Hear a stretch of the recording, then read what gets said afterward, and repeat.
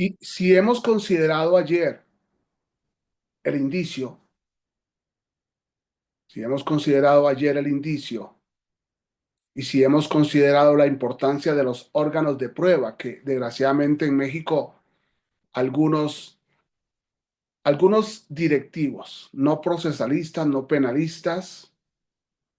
sino algunos directivos han considerado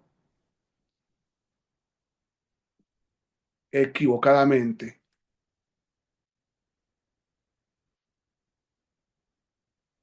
el derecho y el proceso dentro de variables muy limitativas. Y en concreto, han confundido al testigo con el órgano de prueba. Es muy importante hacernos la pregunta: ¿qué falta al dato de prueba para hacer prueba? Y si admitimos la definición del dato de prueba del artículo 261 del Código Nacional de Procedimientos Penales en el primer párrafo, que nos dice que el dato de prueba es la referencia al contenido de un determinado medio de convicción,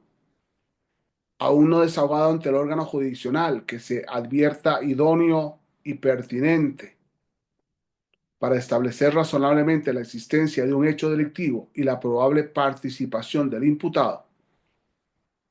Podemos concluir con esta definición de dato de prueba que al dato de prueba solamente le hace falta, únicamente le hace falta la contradicción de las partes en la inmediación del juez. Y esta contradicción de las partes en la inmediación del juez se produce en la audiencia de juicio oral, que podría darse en la audiencia de vinculación a proceso. El dato de prueba es la respuesta presencial, es la respuesta testimonial, es la respuesta pericial, es la respuesta documental, es la respuesta visual, que sometida al interrogatorio se mantiene incólume para probar lo que las partes procuran comprobar. Por eso he hecho una larga introducción sobre la inteligencia artificial, para ir comprendiendo luego el indicio, la prueba digital en el juicio. El modo como se reproduce esa prueba por inteligencia artificial o de forma eh, visual.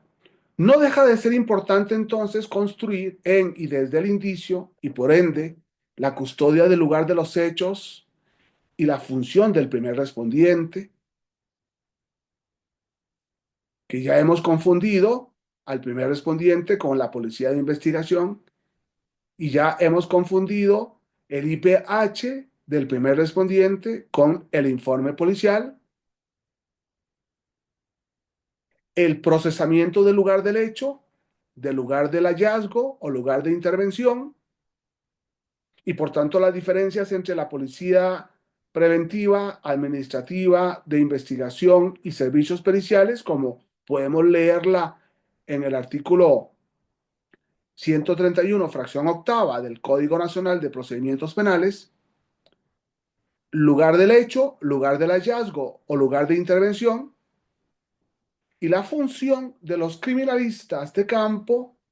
y, lógicamente, el procesamiento, arte, técnica y ciencia de cada uno de los indicios en los laboratorios, sin ignorar que ese indicio que se estudia, que se procesa en el laboratorio, exigió un procesamiento previo de cadena de custodia, de mismidad, de seguridad jurídica a través del transporte. Pero la criminalística exige de la humildad que se produce con la criminalística de gabinete. Un concepto que hemos analizado acá y que se confundía como la criminalística de laboratorio. Esto es cuando los peritos son convocados a explicar su propia respuesta pericial ante los demás peritos, ante el fiscal o ante la jefatura de periciales concatenando los distintos criterios hacia un único objetivo probatorio. El debate probatorio en las salas de vista es el producto del previo debate de los indicios a través de las reuniones de peritos para discutir sus conclusiones probatorias.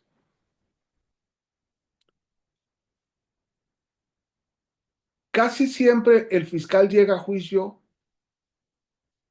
a ganar, porque ya ha celebrado su primer juicio en la criminalística de gabinete, cuando ha escuchado a los peritos debilidades y fortalezas. Y entonces se enfrenta a esos peritos en esas debilidades o fortalezas cuando declaran, cuando son interrogados, pero cuidado, y cuando son contrainterrogados por abogados expertos. Muchas gracias.